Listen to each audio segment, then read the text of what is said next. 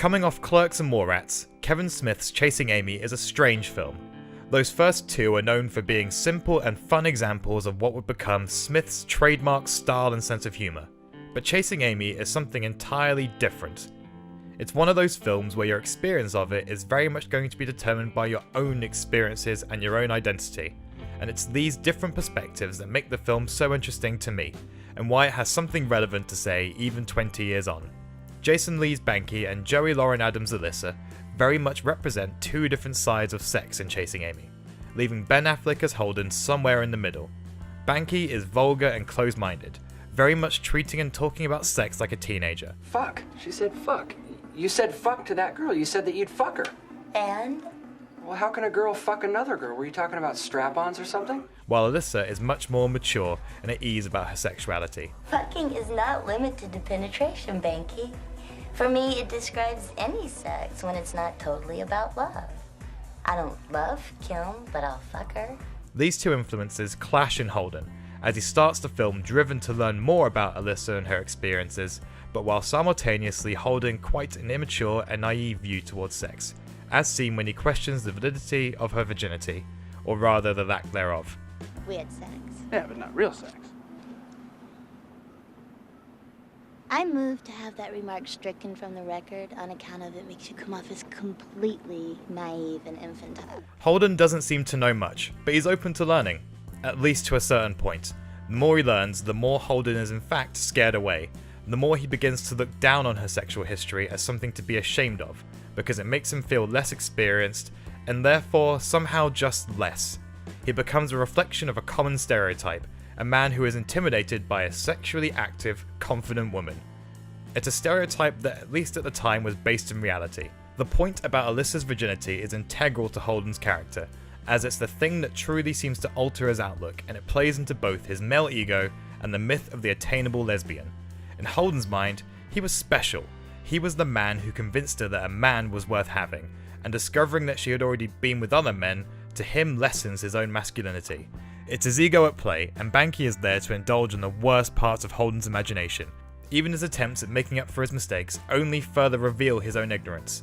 He builds up this image in his mind of Alyssa as someone kinky based on her past, and therefore deduces that a threesome is the only way to fix their relationship. This is bullshit, and Alyssa finds it appropriately offensive because it also reinforces another stereotype, that anyone who doesn't conform to traditional sexuality must be open to anything and everything. I thought you'd be into this. You did. What does that say about me? But sweetheart, you've done stuff like this before. I mean, this should be no big deal for you. His assumption downplays Alyssa's actual sexuality and sexual identity, and attempts to make it something it isn't, so that it's comfortable and understandable to him. Important to this is that Holden doesn't seem to see Alyssa as being bisexual. She is gay, and then she isn't, at least as far as he can see. It's an unfortunate view, but again, it's not unrealistic. Even today, there are still people who think being gay is something that can be cured. Despite his best intentions, Holden thinks Alyssa can be converted, and that he's going to be the one to do it. In that era of Hollywood, and even today to some extent still, bisexuals didn't really exist.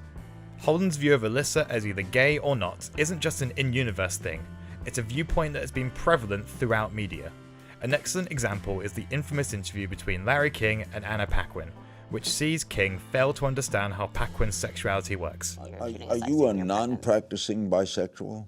I am married to my husband, and we are happily monogamously married. But you were bisexual. Well, I don't think it's a past tense thing. No? No. What? Are you still straight if you're with somebody? I mean, it doesn't mean you're not, if you were to break up with them or they were to die, it doesn't prevent your sexuality from Stop existing. With wishful thinking, okay? No, I'm just saying, it doesn't really work like that. Even as recently as 2017, Brooklyn Nine-Nine featured a main character coming out as bisexual and receiving a similar response from her parents. No matter what you call yourself, you still like men, so you can still get married and have a child. I can do those things with either a man or a woman. Yes, but it will be a man, because this is just a phase. Liking women is something that will simply go away when she meets the right man and settles down. An experiment, not a lifestyle, just as Holden seems to believe in Chasing Amy. Even 20 years later, this is still relevant, and still the way bisexual men and women can often be perceived. And the bisexual element of the film is important, even if Smith's script never utters the word out loud. Princess Weeks at the Mary Sue writes about watching the film for the first time. I was prepared to be like, okay, this is going to be a problem, which is why it was very jarring when I found myself deeply relating to Alyssa Jones. Looking at Alyssa from a bisexual perspective, she hits on a lot of things that bisexual women still have to deal with when navigating partners. She goes on to explain, I understand, especially in the 90s, why a woman who mostly finds herself dating women and never really finds herself being attracted to dudes as often would be like, I'm just going to call myself a lesbian. That's easier and people understand what that means. It's a little glaring that Chasing Amy never gives Alyssa the choice to identify as bisexual, but one of the interesting, perhaps accidental consequences of this is how it captures how some feel about bisexuality within the queer community. Internet writer Vrai Kaiser at Fashionable Tinfoil Accessories explains in an essay on Chasing Amy that as understanding of sexuality and new generations have come about, this has also led to something of a stratification of real versus trendy queer people. Coming out as bisexual became an opportunity for homophobic voices to misread those people as evidence that gay people can be fixed, to prefer heterosexual relationships, and the undercurrent of resentment for that seems to remain still. And we actually see a form of this occur in the film, when Alyssa is ostracized by her friends for dating a man. Here's to the both of you. Another one bites the dust. So, is Alyssa's sexuality as clear-cut as it's presented in Chasing Amy, or does the film offer something more to think about? She identifies as a lesbian, but how much of that is because the people in her life treat her sexuality as if it can only be one thing or the other? It's an alienating position to find oneself in, and the fact that in this film it's Holden that helps put her there is one of the reasons why Alyssa can never get back together with him. It's not that simple! I just can't get into a relationship with you without throwing my whole fucking world into upheaval! And this is where one of the most interesting perspectives in the film comes in. Holden grows, but he doesn't undo his mistakes, and the film isn't interested in letting him off the hook. The reason this is so interesting is because Holden and Alyssa's relationship is heavily influenced by Smith's own real-life relationship with Joey Lauren Adams. It's no secret that the origins of Amy resided in my then relationship with the woman who'd brought the uncompromising, distaffed main character of Alyssa Jones so vividly to life, Joey Lauren Adams. Granted, Joey wasn't gay and I've never fallen in love with a lesbian, but the movie did grow out of my initial reaction to Joey's past. In the same way that Smith and Holden judged and shamed their partner, Smith now puts himself on trial via the film. Holden may think of himself as a nice guy, and progressive one at that, but as soon as his view of the world and himself is threatened, he turns quickly toxic. There's a purpose to this film being told in the way it is, from the perspective it's been told from. Smith is willing to punish Holden as an extension of himself, and show his male audience specifically how he fucked up. I wasn't disgusted with her, I was afraid. You know, at that moment I felt small, like I'd lacked experience, like I'd never be on her level, like I'd never be enough for her or something like that, you know what I'm saying? And the day I saw disbelief, outrage and hurt reflected in the eyes of the woman I loved as she realised I was insisting that she apologised for her life up until the moment we met, well, that was the day it struck me that I wasn't quite as liberal as I fancied myself. Silent Bob is actually there to give Holden the right answer and what he should do, but Holden completely misinterprets. But what I did not get, she didn't care. She wasn't looking for that guy anymore. She was looking for me, for the Bob. But by the time I figured this all out, it's too late, man. She moved on. And all I had to show for it was some foolish pride, which then gave way to regret.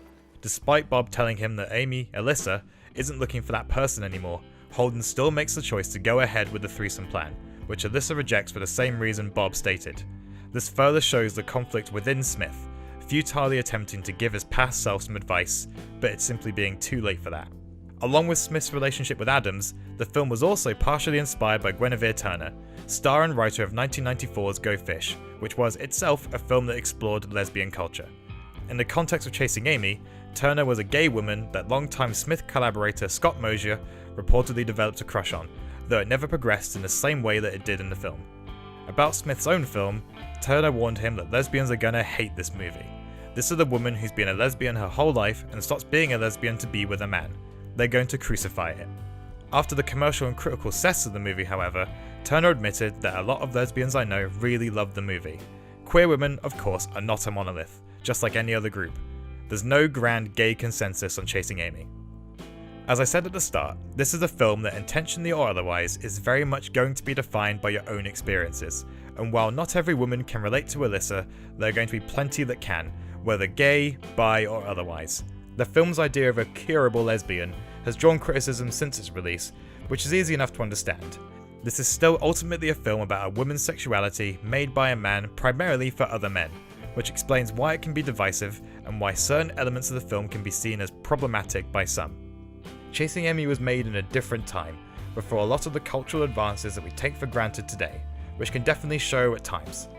But its themes and its message are still relevant today in the way it talks about sexual identity, bisexuality and masculinity, and the ways in which we still aren't quite there yet, wherever there ends up being. With the added context of Smith's own experience, it changes the way we can look at the film and see what his intentions with it were. All in all, Chasing Amy is a bold movie, both in what it has to say about its subject and its creator, and it's Kevin Smith arguably his most vulnerable, and so his most interesting. Thanks for watching this far. I'm fully aware that I'm coming at this from my own limited perspective while trying to understand someone else's, just as Smith was when making this film in the first place. So if I got something wrong, let's talk about it, mention it in the comments, help myself and others understand what we're missing. Like and subscribe if you feel like it, maybe check out my Patreon, link down in the description, and take care.